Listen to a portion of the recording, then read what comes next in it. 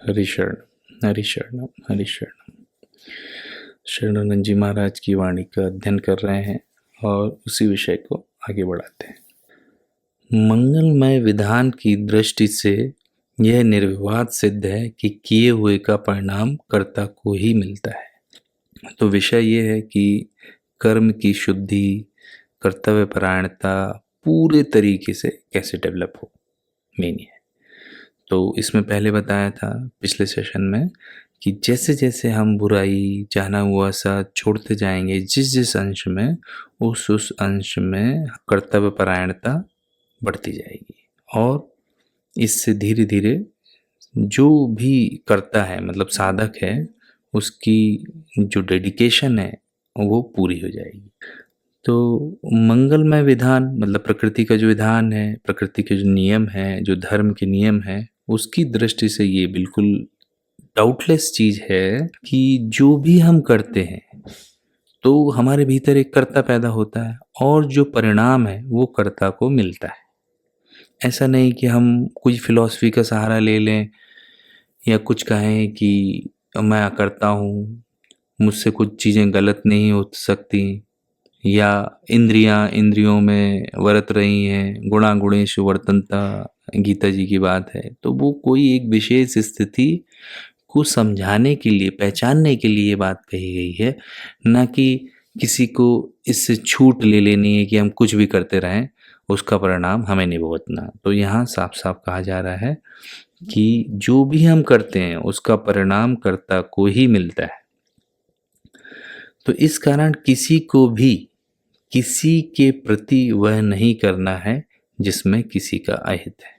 तो इससे एक कहानी याद आती, पता नहीं असली की नकली, पर एक व्यक्ति ऐसे ही चोरी करता है और वो पकड़ा जाता है और वो जज साहब से बोलता है कि मैं तो करता हूँ, मैं तो कुछ करता नहीं, मैं तो पूर्णतः निर्दोष हूँ। चोरी की तो हाथ ने की और मन में ऐसा आया और ऐसे पैर चले, ये चीज़ें हो गई। तो चोरी तो मुख्यतः से हाथ ने की, मैंने नहीं की। तो जज साहब बोले हाँ बात तो तुम्हारी सही है, अब दंड किसको दें, यहाँ तो कोई करता ही नहीं है। चलो ठीक है, चोरी तो हाथ से ही हुई, ये बात तो सही, तो चलो इसके हाथ काट देते हैं। तो ऐसे ही है कि जो बेईमानी वाली दृष्टि है, जो भी ज्ञान है, जो आध्यात्मिक ज्ञान की ऊंचाइयां हैं, वो आदमी को और आदमी बनाने के लिए और मानवता जगाने के लिए हैं और उनमें सच्चाई भी है, उनमें तात्विक सच्चाई भी है, ना कि छूट के लिए। तो इस कारण किसी को भी किसी के प्रति वह नहीं करना है जिसमें किसी का अहित है। अतएव अपने हित के लिए उन सभी चेष्टाओं का सर्वांश में नाश करना अनिवार्य है जिनसे दूसरों का अहित है। सिंपल, पाप की डेफिनेशन क्या हुई? जो भी हम करते हैं जिसमें किसी का भी अहित है वो पाप है। यह तभी संभव होगा जब साधक अपने इस असत का त्याग करे, मतलब अपनी इस रुचि का त्याग करे कि दूसरों की हानि में अपना लाभ देखना बंद करे, दूसरों के ह्रास में अपना विकास, दूसरों की अवनति में अपनी उन्नति देखना बंद करे। कोई भी ऐसा काम ना करे, कोई भी ऐसा बिजनेस ना करे जिसमें दूसरे का तो हो घाटा और हमारा हो फायदा। ठीक है, तो ये जो इंटरेस्ट है कि हम दूसरों का घाटा हो सो हो और हम ये सब पैसा इकट्ठा करके अपना एक कुतुब मीनार बना लें, इससे कुछ होने वाला नहीं है। कि अपनी एक स्ट्रॉन्ग फाउंडेशन बिल्डिंग बना लें सुख की, और फिर जो हो दूसरों का हमें मतलब नहीं, हम दूसरों को ठग लें, चाहे फंसा लें, बस हमारा विकास हो जाए।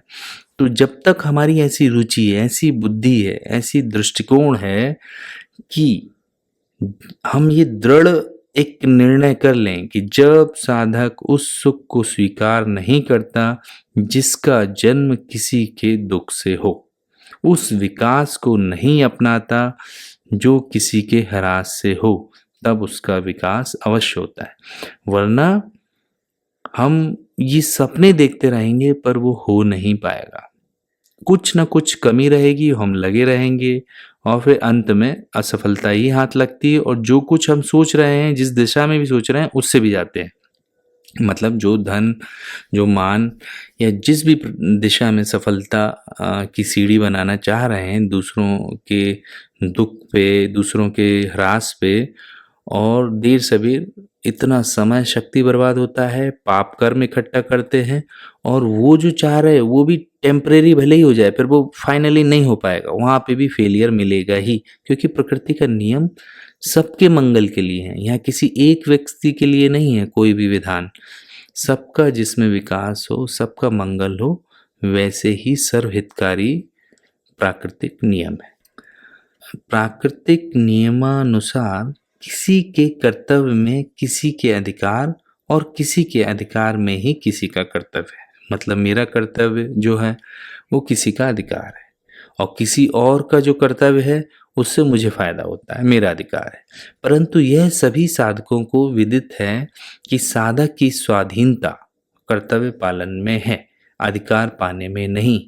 यानी जो साधक है, जो इन सब झंझटों से मुक्त होना चाहता है, जो दुख से मुक्त होना चाहता है, जो विकारों का नाश करना चाहता है, उसको तो साफ साफ ये समझना चाहिए कि मैं अधिकार पाने में स्वतंत्र नहीं। वो झंझट वाली बात है, जितना मिलेगा मिल जाएगा, जिसका सामने वाले का कर्तव्य हो वो कर देगा। मेरा जो रोल है, मेरे हिस्से की जो बात है, वो अपने हाथ में जो है वही करने में है। अपने हाथ में क्या है? कर्तव्य। तो मुझे अपने कर्तव्य पालन पे ध्यान देना है, उसकी स्वाधीनता है। तो इसी को जैसे गीता जी के जो कर्मण्येवाधिकारस्तु वाला जो है ना, कि कर्म करने में तेरा अधिकार है, फल में नहीं। फलासक्त मत हो, कि जो उसका फल है वो विधान के हाथ में, कि कितना होना चाहिए, कब होना चाहिए, कैसे होना चाहिए, ये प्रकृति देखती है, धर्म देखता है कि कब आपको किस कर्म का फल मिलना चाहिए। तो हम कर्म करने में तो स्वतंत्र हैं पर फल में नहीं। वही सिद्धांत इस एंगल से कह रहे हैं कि हमारा कर्तव्य पालन में अधिकार है पर अधिकार जमाने में नहीं, कि इस हम इतना इतना कर रहे हैं तो हमारे साथ भी ऐसा ऐसा होना चाहिए। ये कोई शादियों में व्यवहार की लिस्ट नहीं कि 51 रुपये, 101 रुपये, 201 रुपये लिखे हैं तो हम जाके चढ़ें, और उसमें भी कोई बेशर्मी कर गया, नहीं देता है तो क्या कर लोगे? जितने शर्मदार आदमी सज्जन लोग हैं वो तो देते ही हैं, अक्सर कुछ नहीं तो कम से कम 1 रुपया लगा के आगे देंगे, पर देते हैं। लेकिन इसी तरह से एक व्यवहार में समझें कि चाहे हमारे रिश्ते नाते हैं, जहाँ जो जो कर्तव्य हम कर सकते हैं उसी में स्वतंत्र है, अधिकार पाने में नहीं।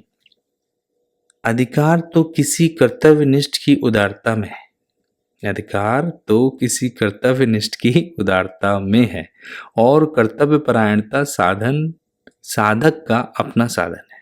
मतलब जो हमारा अधिकार पूरे होने की बात है, वो तो कोई, जैसे हम कर रहे हैं तो वो कोई और भी कर्तव्यनिष्ठ लोग हैं, उनकी उदारता में हमको अपने आप मिल गया। जैसे किसी भी क्षेत्र में देखो, कोई ना कोई ऋषि मुनि बुद्ध कई लोग हुए इस पृथ्वी पर, फिर उनके ज्ञान उन्होंने मुक्त हृदय से बांटा लोगों को, वो आज हम तक पहुंचा है।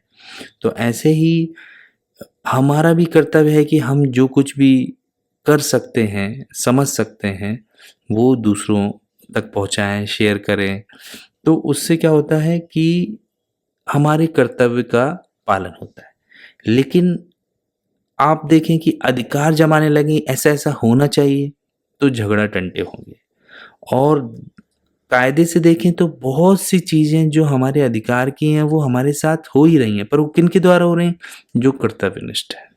चाहे वो आप इलेक्ट्रिसिटी बिल भरने के लिए लाइन में लगे हैं तो वहाँ जो उस जाली के पीछे भरने वाला आदमी, जो कर्मचारी अच्छे से काम कर रहा है, उसके द्वारा आपके अधिकार की सुरक्षा हो रही है।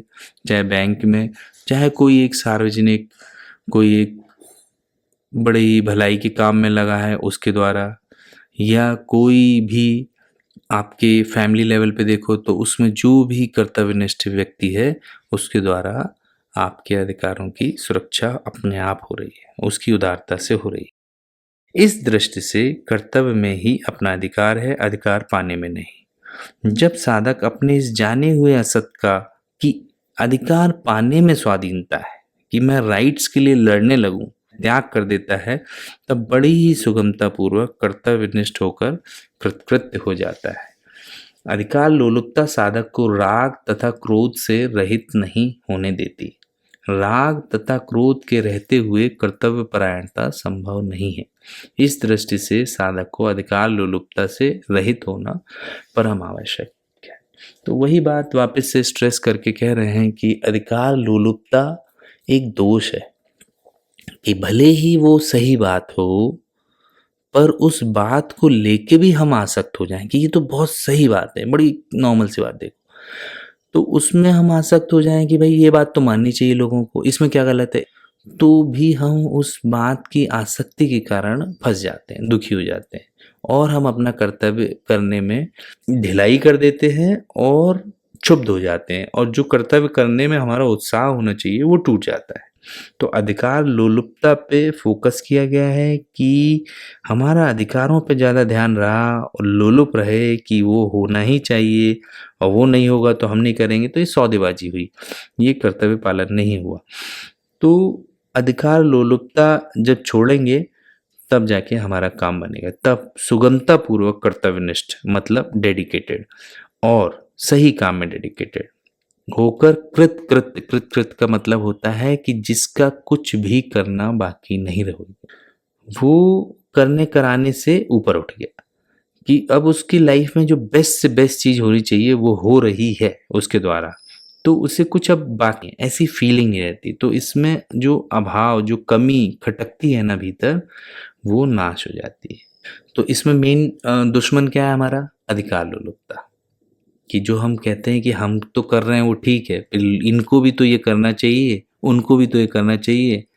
तो जो जो हम दूसरे के कर्तव्य के ऊपर ध्यान देते हैं और ये सोचते हैं ये होना चाहिए, अपने राइट्स के लिए लड़ने लगते हैं, तो वही कहा कि राग तथा क्रोध के रहते हुए कर्तव्य परायणता संभव नहीं। और ये जो लड़ाई से राग यानी कि हमारा जो आसक्ति है, देहाभिमान है और तादात्म्य है, ममता, कामना, ये सब दोष जस के तस रहते हैं। तो जो हमारी कर्तव्य परायणता औषधि के रूप में काम कर सकती है, विद्यमान राग, जो पेन बॉडी, जो भीतर के विकार है, उनको नाश करने के लिए वो उसका काम बंद हो जाता है। क्यों? क्योंकि हम अधिकार लोलुपता में फंस गए, हमें ये होना चाहिए, हमें ये मिलना चाहिए, हम डिमांड करने लगे, हमें ज्वाइनिंग बोनस भी मिलना चाहिए, हमें वो भी मिलना चाहिए, हमें सैलरी कम मिली, हमें वो कम मिला।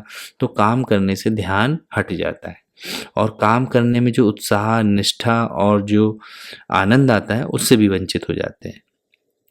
तो ये सब चीज़ें हमें सोच के, समझ के दिल में धारण करनी चाहिए कि काम करने में हम स्वतंत्र हैं, फल में नहीं, अधिकार में नहीं।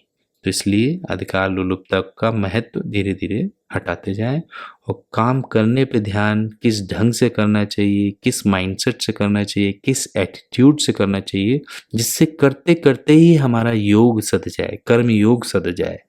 और कर्म योग के कौन कौन से आवश्यक एलिमेंट हैं वो हमारे दिल में धीरे धीरे विकसित हो जाए।